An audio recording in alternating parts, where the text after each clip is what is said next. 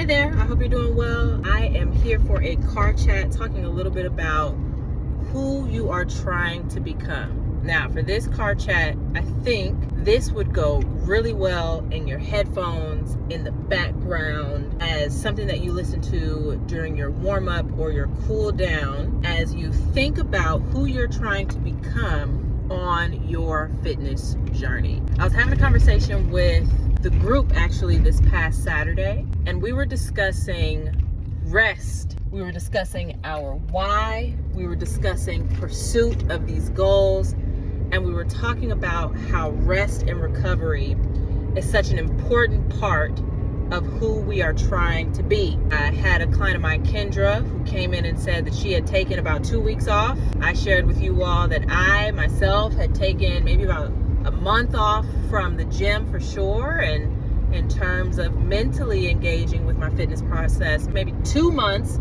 off from my personal engagement with my fitness process, and I felt like that was necessary. But sometimes we'll have moments where we feel like we need another break. Sometimes we'll have moments where we feel like, goodness, I literally just came off of vacation and I feel like I need to go back on vacation. I feel like I need to retreat again because this is way too much to handle. Can you raise your hand in the virtual space and let me know if you've ever had an experience, especially since you've started your fitness journey, if you've had an experience where you felt like this is genuinely too much to handle?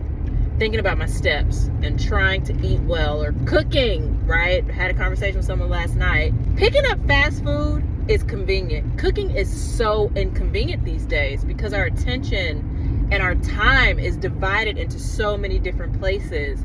Sometimes it feels like too much. Getting to the gym 3 or 4 times a week and thinking about hitting our steps and having to spend an hour walking and fill in the blank. All of these things are so demanding that they can easily feel like too much, which is why you must give yourself permission to take time off.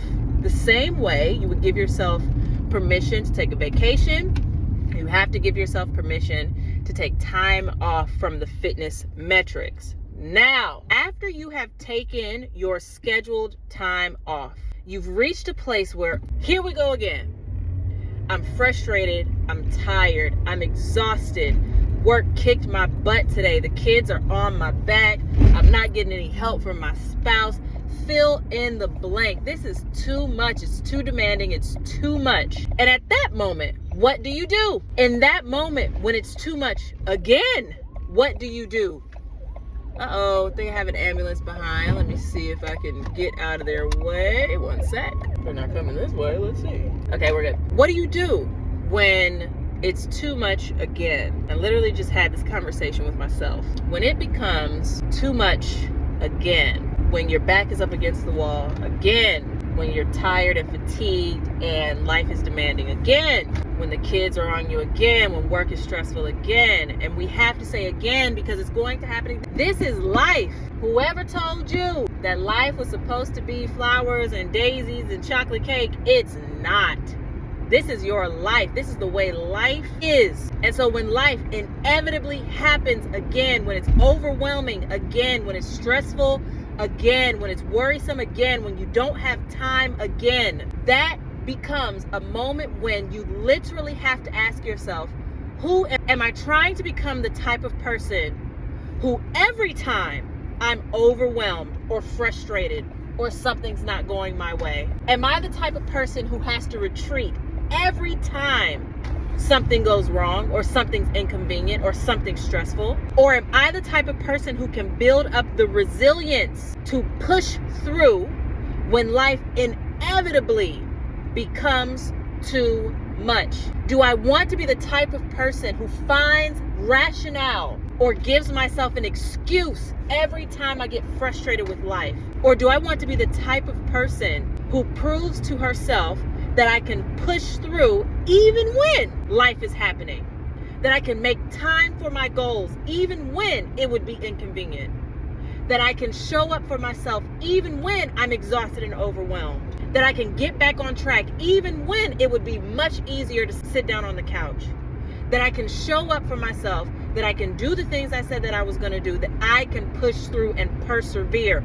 Grit. After you take the mandated time off, if you think of this as you're working for your fitness, right? You're going to have to work for it forever. So if I didn't tell you that, you know now. You're going to have to work at this forever. So you're working for your fitness. You're employed by your fitness. And you have a mandated 2-week off vacation from fitness every year. And outside of those 2 weeks off, mandated time off from your fitness every year, mandated time off from work every year, outside of that time, you are going to have to persevere in the face of obstacles, period, until you reach vacation, where you can literally turn this off and say no.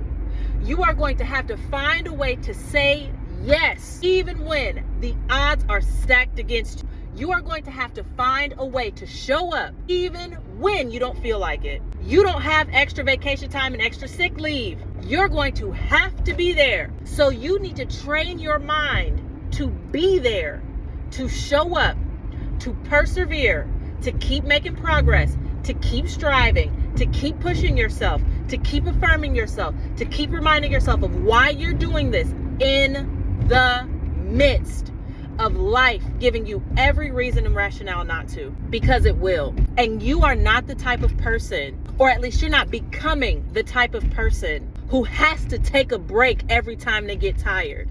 Let me say that again. You are not the type of person who has to take a break every time they get tired.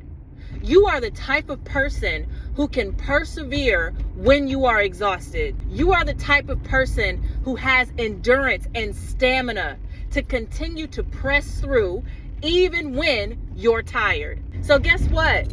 You're going to be tired. You're going to get exhausted. It's going to be overwhelming. It's going to feel like too much. You're going to have a reason not to. You also absolutely have other reasons or other things to do. There are so much other things that you could be doing that would be better uses of your time.